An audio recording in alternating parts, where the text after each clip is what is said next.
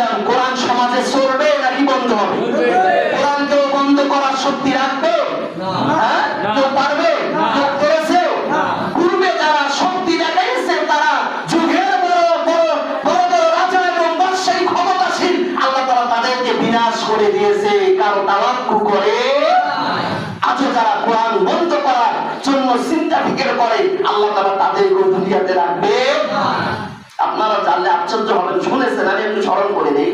সে কথাটা হলো, এই কাবা ঘরের উপর যখন আক্রমণ হয়, কাবা ঘরের উপর আক্রমণ হয়, উদাহরণে না যাই আপনাকে প্র্যাকটিক্যালে দেখে, এই মসজিদটা কার ঘর?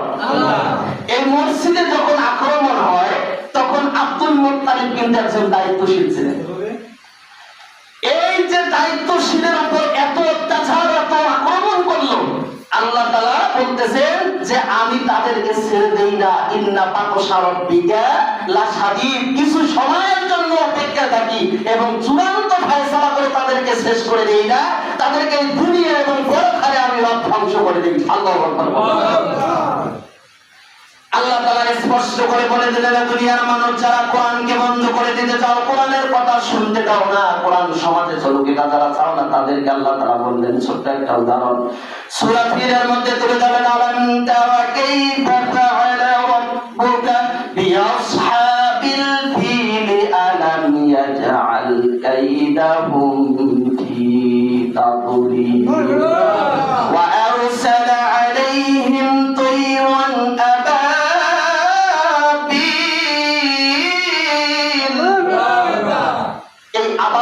একটি ছোট্ট পাখি, একটি ছোট্ট পাখি, এত ছোট পাখি যা আপনি চোখ দিয়েও দেখতে পারবেন না, এত ছোট ছোট পাখি আল্লাহ তাআলা আসমান থেকে নামায়ে দিল।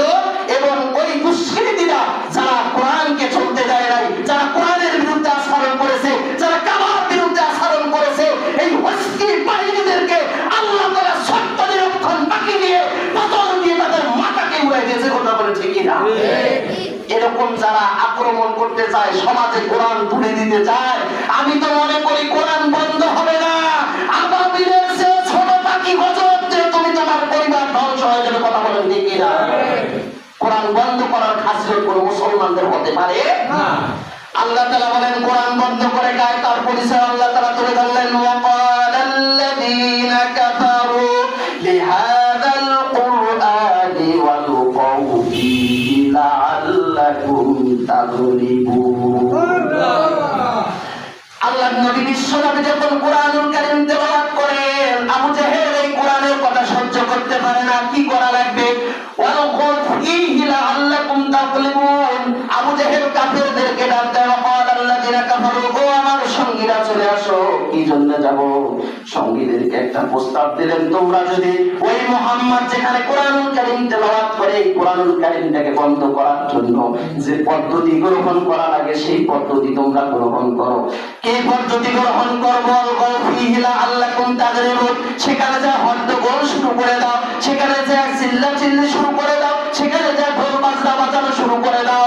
কিন্তু মুসলমান একটি কথা উত্তর দেন, এত কিছু করার পরও কোরআন গোপন রয়েছে নাকি প্রকাশ? চলে বলেন গোপন না প্রকাশ? কোরআন প্রকাশ্যে চলবে। আর এই কোরআনের কথা যারা বলে তারাও প্রকাশ্যে চলবে।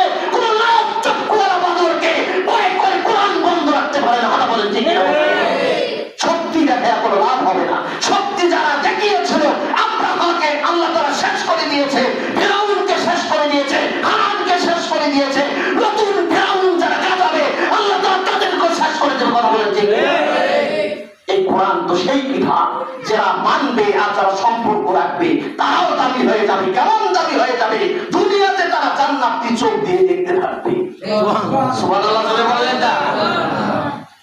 তাহলে কোরআনুল কারীম চলবে নাকি বন্ধ? চলবে। কোরআনুল কারীমকে বন্ধ করার শক্তি পৃথিবীতে কারো আছে? আল্লাহ তাআলা বললেন, ওয়াকালাল্লাযীনা কাফারু লিহাযাল কুরআন, যাও সেখানে যা হট্টগোল শুরু করে দাও। মুহাম্মদুর রাসূলুল্লাহ সাল্লাল্লাহু আলাইহি ওয়াসাল্লাম ঠান্ডা মেজাজে বললেন, আমি কোরআন তেলাওয়াত করি, বিদায় তোমরা এরকম করতেছো, করো না। তোমরা যদি বলতে আমি কোরআন পড়াকে বন্ধ করে দিতাম না। সুবহানাল্লাহ। তোমরা কেন এত উত্তেজিত হয়েছো? তোমরা যদি বলে দিতা আমি কোরআন শরীফ পড়া বন্ধ করে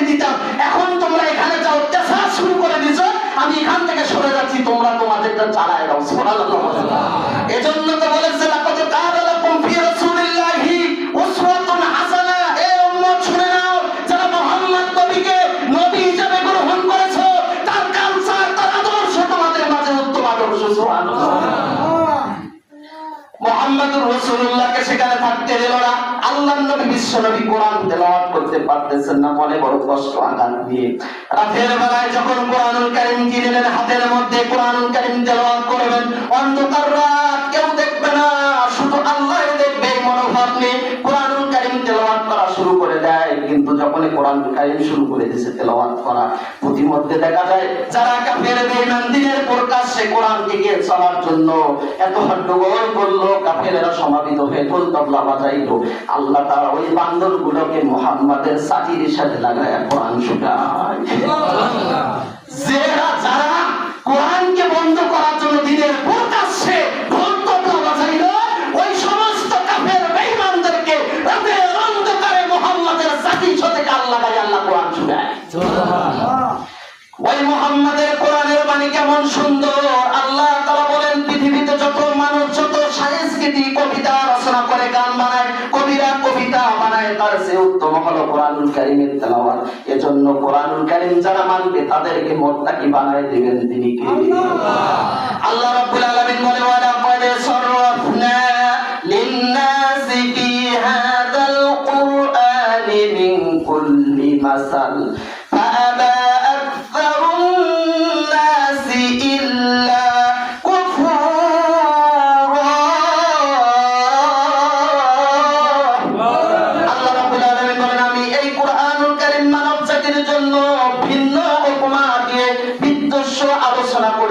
এবং কিন্তু তাদের জন্য এই কোরআনটি এমন ভাবে উত্তম করেছি, তারা যদি পারিবারিক জীবনে এই কোরআনটা দিয়ে চালায়, তারা যদি সামাজিক জীবনে এই কোরআনটা দিয়ে চালায়, তাদের জীবন যদি কোরআনের সাথে করে, আল্লাহ তাআলা আরেক জায়গায় বলেন, হুদাল লিন-নাসি ওয়া বায়িনাতিন মিনাল হুদাই ওয়াল ফুরকান।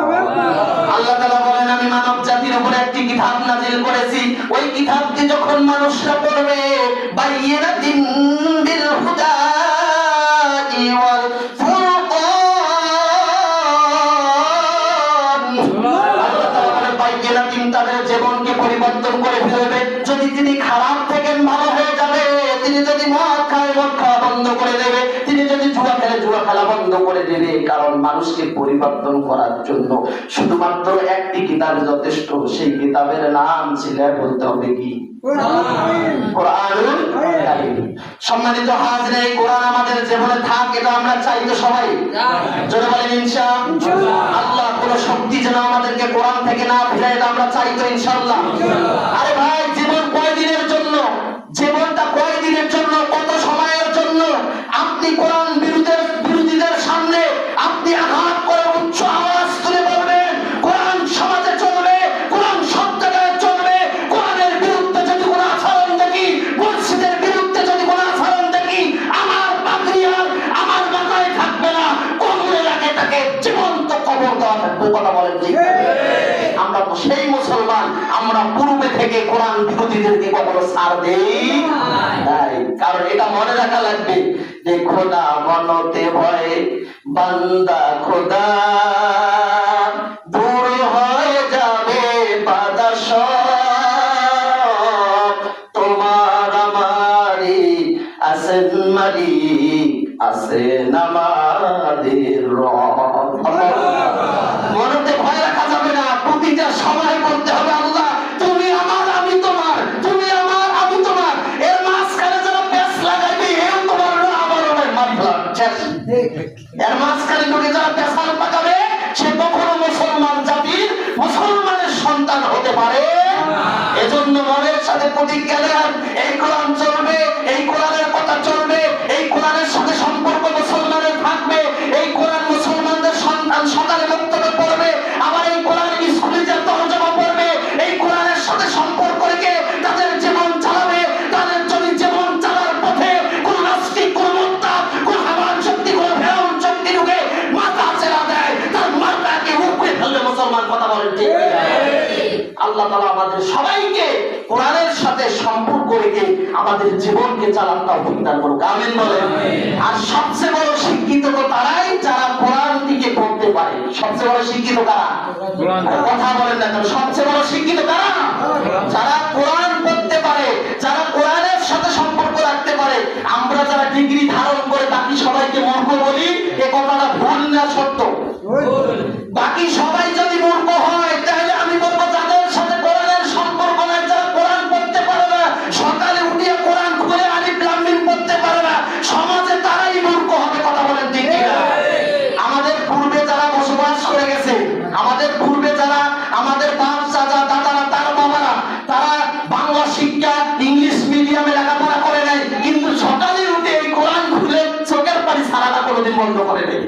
কথা কয় না?